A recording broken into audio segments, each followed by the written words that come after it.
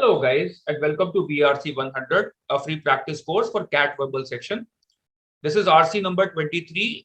As usual, the link was shared on our Telegram group. It was also sent to your registered email IDs. If you haven't signed up for this course yet, you may do so on our portal, the link to which is mentioned in the description of this video. Let's begin.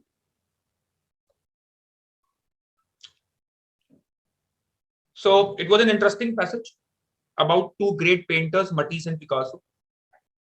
In the first paragraph, author tells you that Matisse and Picasso were not merely rivals. They shared a camaraderie. They were colleagues who engaged in a dynamic conversation through their paintings.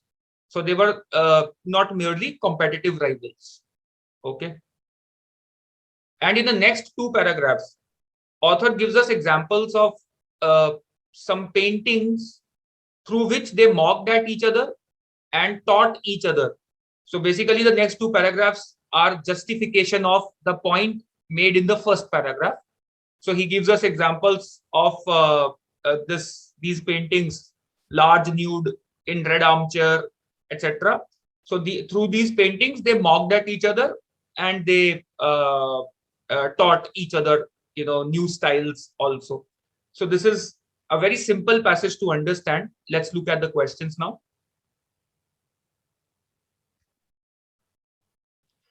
The primary purpose of the passage is to do what? Option A, discuss the two best painters of an epoch.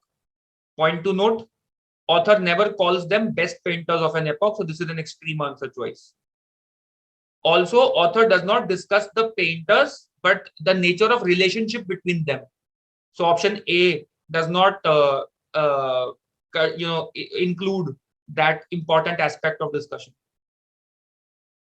Option B, to evaluate a theory and endorse a revision. A very subtle answer choice, not very obvious, but let's examine this answer choice once. Is the author evaluating a theory? In the first paragraph, author tells us that some people employ the metaphor of chess for the nature of relationship these two painters had. And author then suggests that this metaphor of chess is misleading, is wrong, because they did not merely share competitive rivalry. They were also occasional friends, teachers, and colleagues who engaged in artistic conversation, artistic exchange through their paintings, not vocally, but through their paintings. They were engaged in a dynamic conversation. So basically, he therefore evaluates a theory, the theory that their relationship was limited to competitive rivalry, and endorses a revision also, that no, it was more than that. Could be the correct answer. Option B could be the correct answer. Option C, compare selected works of two masters. Is that the primary goal? Is that the primary purpose of the passage? To compare their works? No, to discuss the nature of relationship that these two painters had, rather than to compare the selected works of these painters. And therefore, this is also an understatement. This is not a primary purpose. Author does this,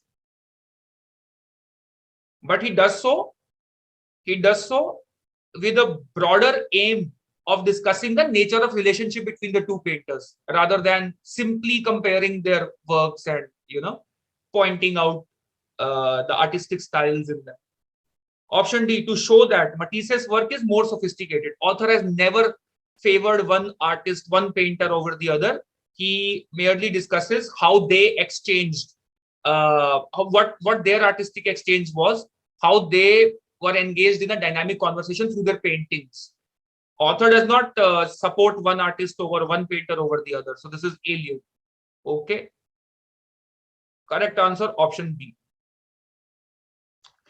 Question 2, the author would most likely agree with which of the following statements? Okay. Option A, artistic rivalries are more like Olympic competitions than professional sports. Wait. First problem with option A, it is a generic statement. The scope of discussion in the passage is limited to the artistic rivalry between Matisse and Picasso in particular. Author does not talk about artistic rivalries in general. He does not go beyond the artistic rivalry or the relationship between Matisse and Picasso, these two painters only. So the scope of discussion is limited that way. We cannot generalize anything here. So this is too general. Second, it's also contradictory to author's point of view, because if artistic rivalries are more like Olympic competitions, then author's main point that they are like you know, there's a spirit of camaraderie also between Matisse and Picasso. There was a spirit of camaraderie. That point is contradicted. That's his main point. So it contradicts the main point. So first, it's a general statement. Second, it's also contradictory to author's point of view. Option B, artistic rivalries generally last for decades. How do we know that? Author has not made such a comment anywhere. Again, it's alien, too general, too broad. Alien to the passage. Artists must be good conversationalists. Author has again never gone to the extent of proposing that artists must be good conversationalists. The conversation in the passage is limited to conversation through painting, not vocal conversation or direct communication between them. Also, it is limited to Matisse and Picasso. So to propose that generally artists must be good conversationalists is extreme statement, beyond the scope. We don't know whether author would agree with it or not. Option D, artistic rivalries can actually be reciprocally nourishing. This can is the best thing about option D. There's a possibility. So basically author, this option talks about the possibility. Author would agree that there's a possibility that artistic rivalries can be reciprocally nourishing. It can benefit both the participants, both people, right? Now, clearly, the last paragraph tells us that Matisse accepts Picasso's basic suggestions for his style. So he accepts his suggestions. So his style evolved. Okay. Also, Picasso's painting was a hint for Matisse to change his style. Also, author says Matisse seems to be saying thank you through his painting. That okay, thank you, but you missed the. So basically, they kept giving each other suggestions through their paintings, and through these suggestions, their styles evolved. They also, so yes, artistic rivalries can actually be reciprocally nourishing, is something author would agree with. Option D should be the correct answer. Question 3. According to the passage, which of the following describes this painting, Woman with Yellow Hair? Okay, let's see.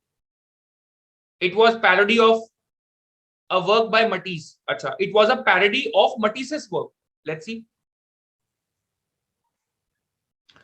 So, Woman with Yellow Hair, he introduces in the second paragraph, the other extreme of the dialogue between the two artists can be seen in Picasso's painting, Woman with Yellow Hair, and Matisse's response to it, The Dream. Okay. If Matisse responded to this painting, then this painting was not a parody of Matisse's work. Matisse's painting was a parody of this work. So this option A, the converse is true. This is not true. Okay. Option B, its colors were not rigidly tied to its form. Now this was mentioned in the third paragraph. Color is no longer rigidly tied to form, but this is not true of Woman with Yellow Hair. This is true of Matisse's painting, The Dream. In the Dream, the colors are not rigidly tied to the form. So this is factually incorrect, wrong attribution. The idea is attributed to the wrong subject. Okay, wrong attribution. Option C, its color palette was larger than that of The Dream. Okay, now please note, it was mentioned that when Matisse painted The Dream, he uses the same color palette, red, purple, white, black, and yellow, which Picasso also used in Woman with Yellow Hair, editing out only the green color, the garish green color. as if to scold Picasso for the choice, to chide Picasso for the choice. Okay, so one color was absent from Matisse's painting. He edited out garish green, which means the previous painting, Picasso's Woman with Yellow Hair, it had a larger color palette. Yes, it had a larger color palette by one color at least. Option C should be the correct answer. It was a response to a work by Matisse. Option A and D are similar, so it is also converse. Woman with Yellow Hair was not a response to a work by Matisse. Matisse's painting The Dream was a response to Woman with Yellow Hair, so converse. Okay.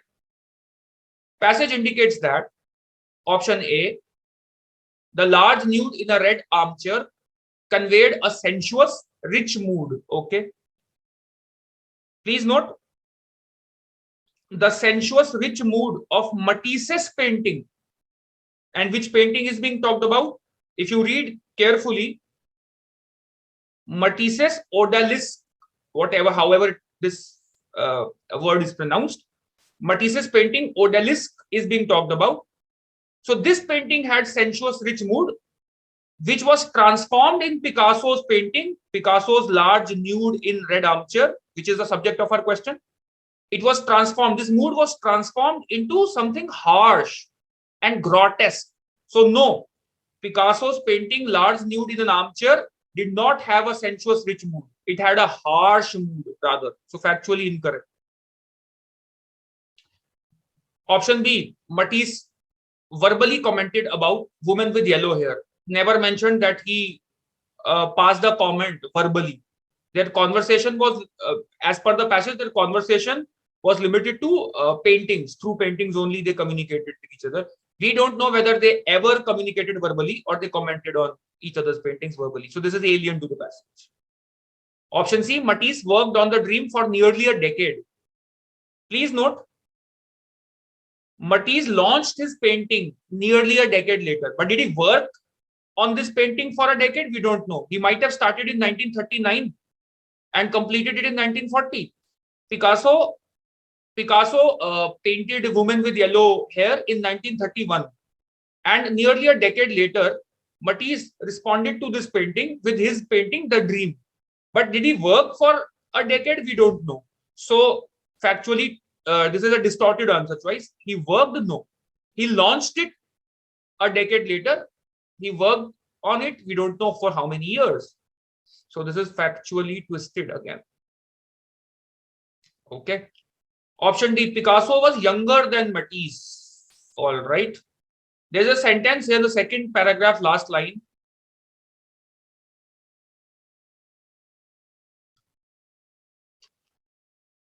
Here, that the image seems a direct attempt to master Matisse's style and to suggest to the older artist.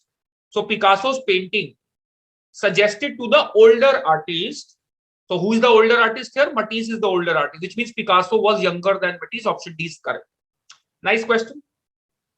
All of them are fact-based questions. However, they all require careful reading of every sentence in the passage if you really want to get them right. They're easy, but they require careful reading. Okay. Which of the following had it actually occurred? So this is the hypothetical question, critical reasoning question. Hypothetical. Agar hua hota hai sir, had it actually occurred? Which of the following, had it actually occurred during the artist's lifetimes, would further support the author's thesis? Now, what is the author's thesis here? Author's thesis is that Matisse and Picasso shared a camaraderie. Camaraderie is friendship. They had a certain, they were engaged in a dynamic conversation through their paintings and they shared a certain camaraderie. There was a certain friendship between them. So we have to support author's thesis. Let's see.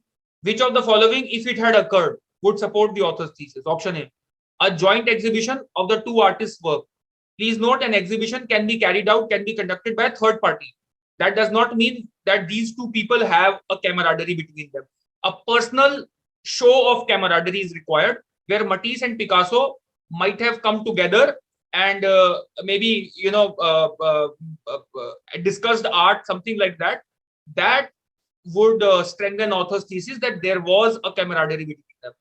Exhibition of their work can be conducted by a third person. That does not mean they shared a healthy relation or a camaraderie. So option A is out. A radio broadcast of the two artists discussing painting. Beautiful. This is exactly what we need. If they come together and discuss painting on a radio broadcast, it supports the author's point of view that they were engaged in a conversation and they had a certain camaraderie between them. A movie that dramatized the competition between the two artists. Now, please note, again, a movie will be made by a third person, so it does not tell us anything about how they felt for each other. A play that depicted the two, again, a play will be produced by a third person.